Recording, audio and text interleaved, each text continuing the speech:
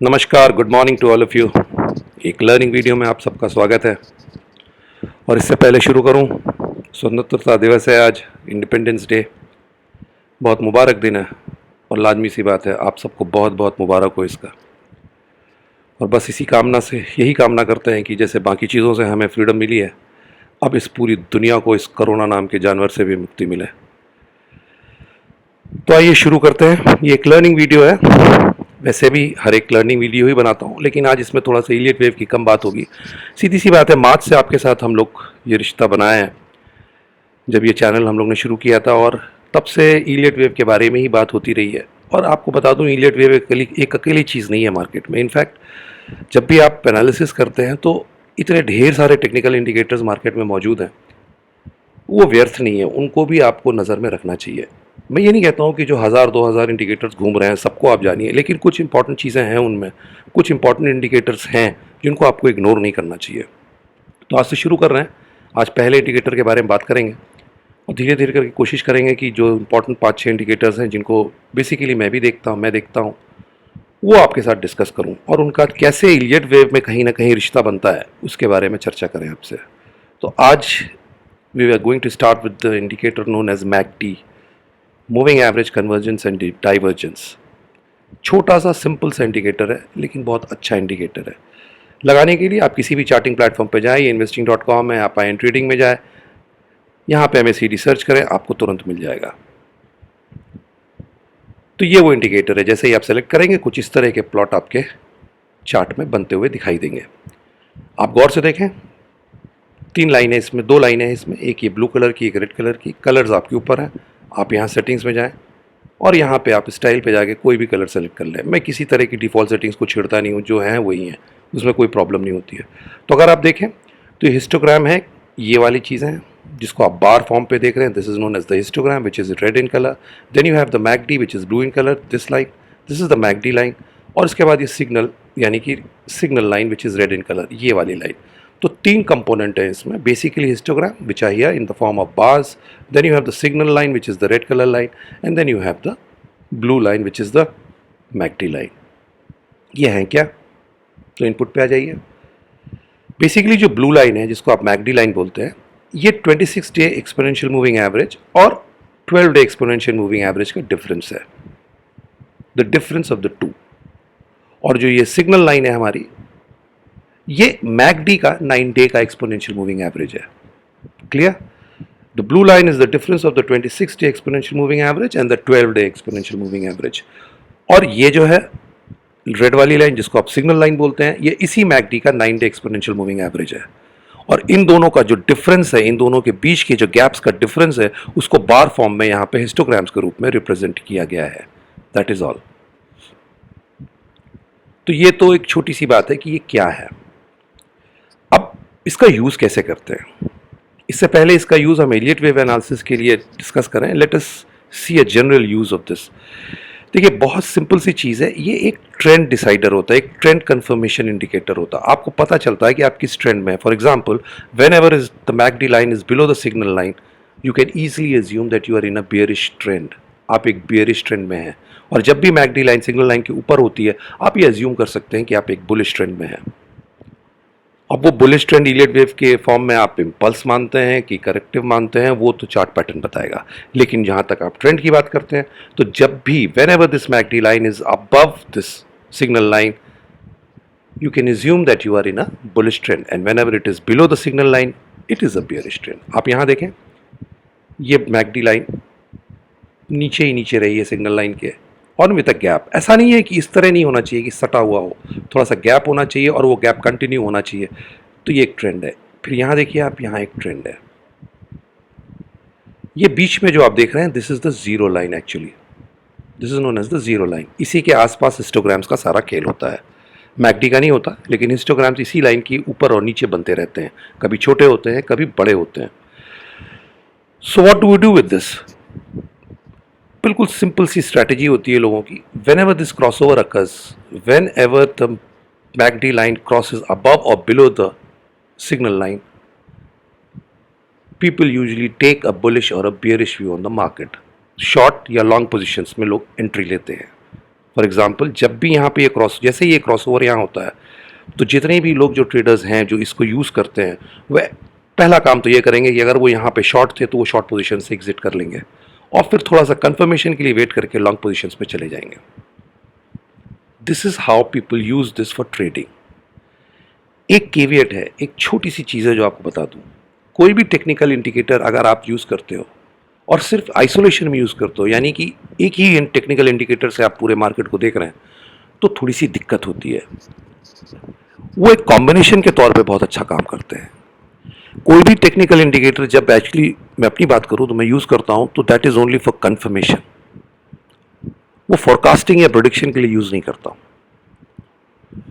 तो ये तो हम सिंगली एनालिसिस कर रहे हैं मैकडी का ही, लेकिन अगर आपको इसको यूज़ करना है तो इसके साथ कुछ और भी यूज़ करना पड़ेगा। आप पीरियड वेव एनालिसिस यूज़ करें, आप आरएसआई यूज़ करें, आप मूविंग एवरेजेस यूज़ करें, आप बॉलिंजर यूज़ करें, तो और अच्छे रिजल्ट आएंगे। लेकिन सिर्फ मैकडी की अगर बात करें तो this is how it is used. Whenever there is a crossover, whenever the MACD line crosses below the signal line, that is the first indication that you should be on the sell side on the market, and wherever it crosses above the signal line, it is a signal that you should be exiting your short positions and most probably entering into the long positions. But again, जैसे said मैंने पहले कहा, कुछ और confirmations के साथ। अब ये हिस्टोग्राम्स का बहुत इंपॉर्टेंट रोल होता है।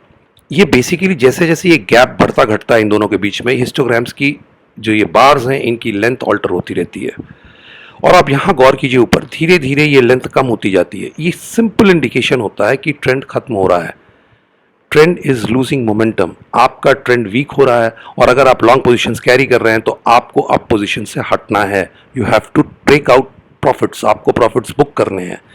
जब ये हिस्टोग्राम्स आप देखिए धीरे धीरे करके जीरो लाइन की तरफ आएंगे और फिर इवेंचुअली क्रॉसओवर कर जाएंगे। यहाँ पे ये कंफर्मेशन है, नीचे आते ही आपको कंफर्म हो जाना है कि भले ही आगे फिर से ऊपर चले जाएं जैसे ये गए, लेकिन यहाँ पे आपको प्रॉफिट बुकिंग करनी है।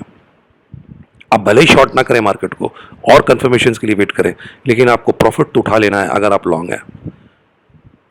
तो इसका बहुत छोटा सा सीधा सा यूज होता है। These crossovers are important. जब भी ये दोनों क्रॉसओवर्स होते हैं नीचे की ओर या ऊपर की ओर, आपको अलर्ट हो जाना है। भले ही आप शॉर्ट या लॉन्ग साइड में एंट्री ना लें ट्रेड में, लेकिन आपको अपने प्रॉफिट्स को बुक कर लेना है अगर आप लॉन्ग या शॉर्ट है उसके पहले। बहुत से लोग ये नीचे का जो जीरो लाइन के नीचे का जोन है इसको बेयरिश जोन कहते हैं और ऊपर के जोन को बुलिश जोन बोलते हैं। मैं ऐसा कुछ नहीं कहता हूँ। इवेंचुअली मैकडी जब भी आप देखेंगे आगे जाके, और अगर आप देखते हैं तो भी आपको पता ही होगा अभी तक कि ये सारा खेल ये क्रॉसओवर्स का है। These are very important. अब एक छोटी सी बात, इसको यूज कैसे करते हैं इलियट वेव एनालिसिस में, ये कहाँ यूज होगा? तो मैं अपनी बात करूं, these are basically use for confirmation, pattern confirmations. जैसे ही आपने यहां पे ये देखा, ये मैकडी की लाइन आई, इसने यहां तक पूरा बेयरिश ट्रेंड था, हिस्टोग्राम देखिए अब बहुत अच्छे गैप्स के साथ थे, यहां पे क्रॉसओवर हो गया। तो अब आप इलियट वेव अगर एनालिसिस कर रहे हैं, if you are doing a Elliott wave chart analysis, you should be alert that at this point some pattern has completed, either some inner wave of a pattern or a pattern in whole has completed.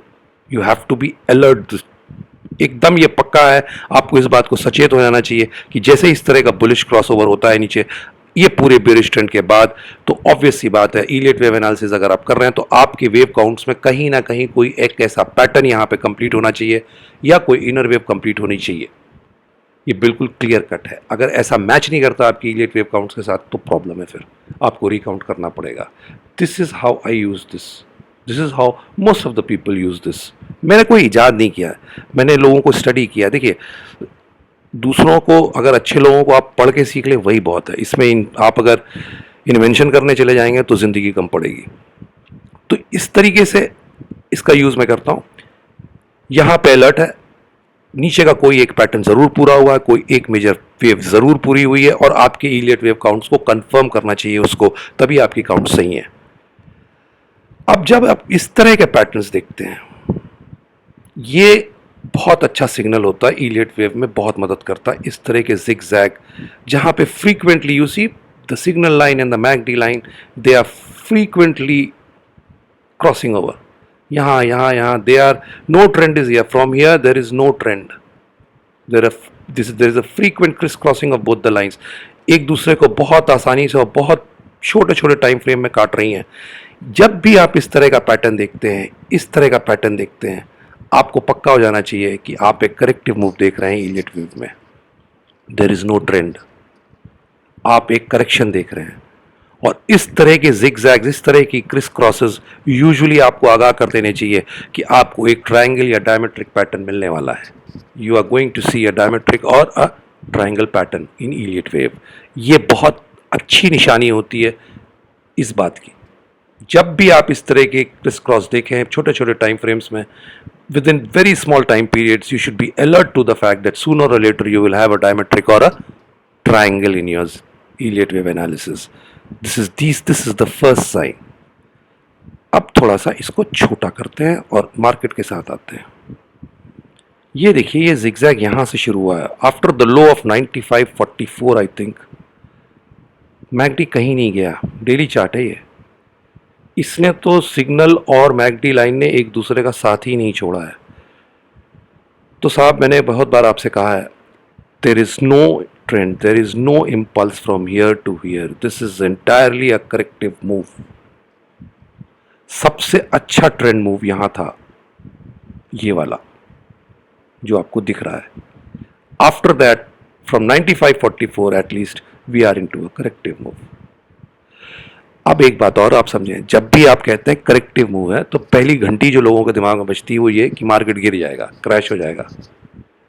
अगर ऊपर जा रहा है और अगर कोई market ऊपर जा रहा है, if something is moving up, if any financial instrument is moving up and somebody tells you that the up movement is a corrective move, the first thing that rings in your mind is it's going to crash, fall होने वाला है। हो भी सकता है, लेकिन आप जान लीजिए करेक्टिव मूव का मतलब हमेशा फॉल नहीं होता है। करेक्टिव मूव दो तरीके से होती हैं, एक प्राइस और एक टाइम। आपको इलियट वेव एनालिसिस में फिर ये देखना पड़ेगा कि ये जो करेक्टिव मूव मैकडी आपको बता रहा है, यहाँ पे चार्ट पे क्या बता रहा है, क्या कोई प्राइस करेक्शन के लिए मार्केट आगे आ रहा है या सिर्फ टाइम करेक्शन के लिए जा रहा है। It is very important to wait for the market to confirm it. आप ऐसे कूद के बेच दे सब कि हाँ अब तो ये पूरा करेक्टिव मूव है, ये दिख रहा है, everything is going to crash, you will get into financial troubles. आप बहुत ज़्यादा लॉस ले जाएंगे, क्योंकि वेरी इजीली आप एक रनिंग करेक्शन देख रहे हो सकते हैं, एक इरेगुलर करेक्शन देख रहे हो सकते हैं और मार्केट ऊपर की ओर चला जाए उसके बाद। तो ये इलियट वेव एनालिसिस आपको बताएगा, लेकिन मैकडी आपको ये कंफर्म कर देगा कि आप किसी तरह के करेक्टिव मूव में हैं, किसी तरह की कोई 1 2 3 4 5 यहाँ नहीं चल रही है। अगर आप चार्ट में बैठाने की कोशिश कर रहे हैं तो आप गलत कर रहे हैं, वो काउंट्स फेल हो जाएंगी। तो इसका use basically Elliott wave analysis में कंफर्मेशन के लिए किया जाता है। Whenever you see a crossover, ऐसे मेजर ट्रेंड के बाद एक क्रॉसओवर आप देखते हैं सिग्नल और मैकडी लाइन का, you should be alert to the fact that you have completed a pattern here. कोई ना कोई चीज पूरी हुई है, वो चाहे कोई एक मेजर वेव पूरी हुई हो या कोई एक मेजर पैटर्न पूरा हुआ हो। और जब भी इस तरह की जिगजैग आप क्रिस क्रॉस देखते हैं, आपको बिल्कुल अलर्ट हो जाना चाहिए कि आप एक करेक्टिव पैटर्न देख रहे हैं। 1 2 3 4 5 काउंट्स नहीं काम करेंगी इस पे। तो मैकडी में इतना ही है जो आपके साथ डिस्कस करना था। और ऐसा नहीं है कि ये सिर्फ डेली टाइम फ्रेम पे यूज होता है, आप इसको आवरली में कर लें, आपको दिखेगा यही चीज। आप देखिए, ये एक मूव था जिसको मैंने आपके साथ डिस्कस किया था, जो सबसे स्ट्रांग मूव था। इसके बाद सीधे सीधे आप करेक्शन में चले गए। ये जो क्रिस क्रॉस हो रहा है, ये आपको दिखा रहा है कि there is something going on which is known as a triangle और डायमेट्रिक। आप इसके लिए अलर्ट हो जाइए जैसे ही आप ये क्रिस क्रॉस देखते हैं। और इसके बाद जब भी ये ट्रेंड बनता है, for example see here we have crossed over, यहाँ पे मैकडी लाइन ने सिग्नल लाइन को क्रॉस ओवर कर लिया है, तो आपको मार्केट में लॉन्ग्स नहीं रखने चाहिए। मैंने यहाँ से शुरू किया था आपको बताना कि लॉन्ग्स ट्रेल कीजिए, लॉन्ग्स में अलर्ट हो जाइए। वो इसलिए नहीं क्योंकि मुझे अच्छा लगता है इस वर्ड को यूज़ करना, वो इसलिए क्योंकि बहुत से इंडिकेटर्स ये बताते हैं आपको। और इवेंचुअली जब आप एक ट्रेंड पकड़ते हैं तो फिर ये सिग्नल लाइन आपके लिए रेजिस्टेंस का काम करने लगती है। This becomes a resistance. See here MACD line, it tries to breach but it gets a resistance, falls back, it again tries to go to the signal line, try to breach it, again as resistance. So this will now continue as a resistance. The red line will become the resistance. जैसे ही उसके नीचे cross down करेगा McD, ये ऊपर की तरफ resistance की काम करेगा, और जैसे ही ये ऊपर क्रॉस ओवर करेगा, आप देखिए यहाँ ये सपोर्ट की तरह काम करता रहा है। So this is a very good thing to use as far as confirmations are concern, आपको मार्केट में गलती करने का स्कोप कम रहेगा अगर आप इसको लगा के रखेंगे। बहुत सिंपल इंडिकेटर है लेकिन बहुत पावरफुल इंडिकेटर है। बस एक बात याद रखिएगा जो मैंने शुरू में आपसे बोली, कोई भी टेक्निकल इंडिकेटर अकेले में अपने इतना दम नहीं रखता है कि आपको पूरे मार्केट के बारे में फॉरकास्टिंग, प्रोडिक्शन या एनालिसिस कर दे। उसका सिंपल सा कारण है बॉस, मार्केट इंडिकेटर्स की वैल्यू से ड्राइव नहीं होता है, लेकिन इंडिकेटर्स मार्केट की वैल्यू से ड्राइव होते हैं। But few indicators are very good, they are not to be ignored. MACD is one of them. You should not ignore it, you should always keep it in your chart. It will prevent you from making mistakes, it will prevent you from entering into the wrong side of the trade. ये पक्का है अगर आपने इसका सही इस्तेमाल किया। और ये बहुत अच्छा इंडिकेशन होता है आपको ये बताने के लिए कि आपको प्रॉफिट कब बुक करना है, भले ही आप शॉर्ट हो या लॉन्ग हो। तो मैकडी के लिए इतना ही, क्योंकि बहुत ज़्यादा लंबा वीडियो बताने को तो और भी कुछ है, लेकिन मोटी मोटी बातें यही है। बाकी तो बहुत टेक्निकलिटीज़ हैं, बहुत ज़्यादा डिटेल्स हैं, वो बहुत काम के भी हैं, मुझे नहीं लगता बहुत काम के होंगे। तो इन मोटी मोटी बातों को ध्यान रखिएगा और इसको यूज़ करना शुरू कीजिए अगर आप नहीं करते हैं। इलियट वेव एनालिसिस के साथ ये बहुत मदद करेगा आपकी। So till we meet again, thank you, नमस्कार, जय हिंद।